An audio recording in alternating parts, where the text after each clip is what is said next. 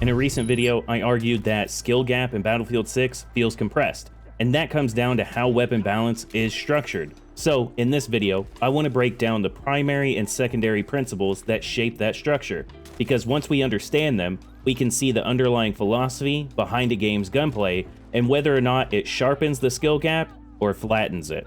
Most FPS games are built around a simple constraint, 3 variables that I'll call the core triangle. These include rate of fire, damage per shot, and recoil. Basically, you can optimize 2, but not all 3. If a weapon fires fast and hits hard, recoil must be adequate as a result. If it hits hard and barely kicks, then it can't fire fast. If it fires fast and stays stable, damage has to be the drop-off. And this is not a principle that's unique to games. It's similar to what is called the Hoffman's Iron Law, the idea that systems can't maximize every performance dimension at once. There's always a trade-off. When it comes to FPS gunplay, that trade-off usually lives between rate of fire, damage, and recoil. If a weapon excels in all 3, it dominates the sandbox and the balance collapses. So every FPS game has to enforce trade-offs somewhere. But this isn't just about fairness, it's about separation.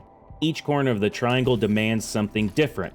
High rate of fire demands tracking. High recoil demands mechanical control. High damage demands positioning and timing. When those trade-offs are steep, mastery scales visibly. When they're shallow, mastery plateaus quickly.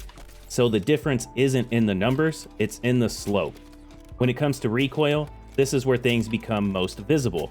High recoil isn't automatically bad. If it's patterned, predictable, learnable, mastery increases with consistency. Elite control produces visible separation. But when variance dominates the pattern, scaling begins to flatten. You can improve, just not infinitely. That's the difference between punishment that rewards skill and punishment that caps it. And that's just the primary layer of it. There's also the secondary layer. This determines how sharp those trade-offs can actually feel.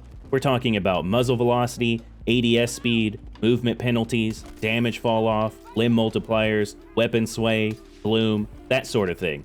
A game can follow the triangle numerically and still flatten its impact behaviorally through the secondary traits. High velocity can reduce tracking burden. Minimal limb multipliers reduce precision reward. Normalized damage reduces threshold differences. Predictable recoil with low variance limits scaling. So the structure may remain, but the edges are softened as a result. Now, when it comes to how games enforce this, there's 2 different approaches fundamentally. Some games enforce a sharp triangle. That means high punishment but high reward. There's large visible separation in the player base. Others enforce a much softer triangle. Lower punishment, lower ceiling, narrow separation with players. Both can technically be balanced, but they'll feel vastly different. And that feeling is what players interpret as skill gap.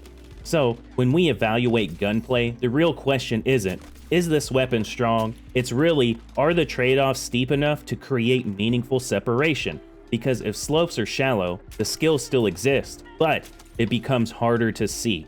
So when we talk about weapon balance, skill gap, or whether something feels overpowered or not, this is the structure that underlies it. In my next breakdown, I'll apply this framework to Battlefield 6 and examine where its gunplay could be sharpened. I'll catch you on the next one. RAMTEID out.